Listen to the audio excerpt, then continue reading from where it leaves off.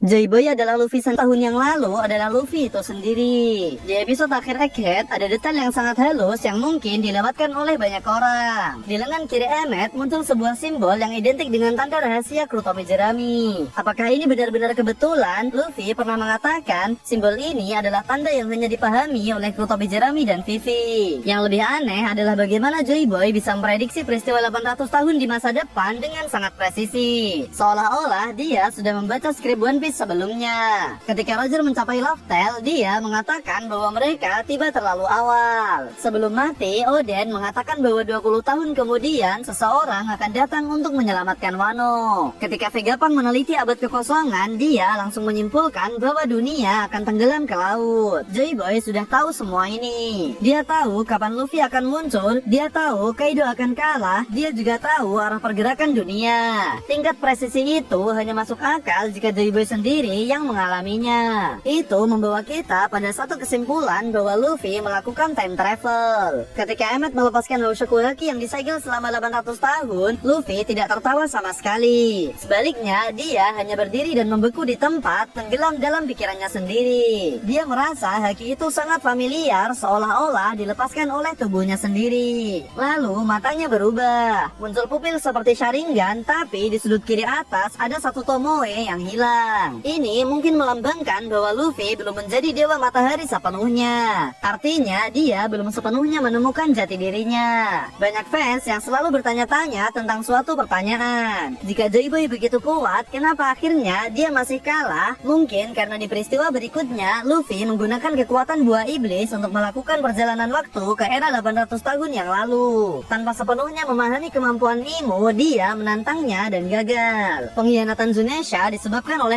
kontrol Domi reversi milik Imo. Sedangkan Emmet tidak bertarung bersama Joy Boy karena Luffy membutuhkannya di Pulau Egghead 800 tahun kemudian untuk membantunya meloloskan diri dari Gorosei. Meskipun saat itu Luffy kalah telak, dia menemukan metode untuk melawan keabadian Imo dan mencari tahu cara untuk mengakhiri dominasi kegelapan. Itulah kenapa dia bisa memprediksi dengan akurat bahwa seseorang akan benar-benar mengalahkan Imo 800 tahun kemudian. Karena orang itu adalah Luffy sendiri.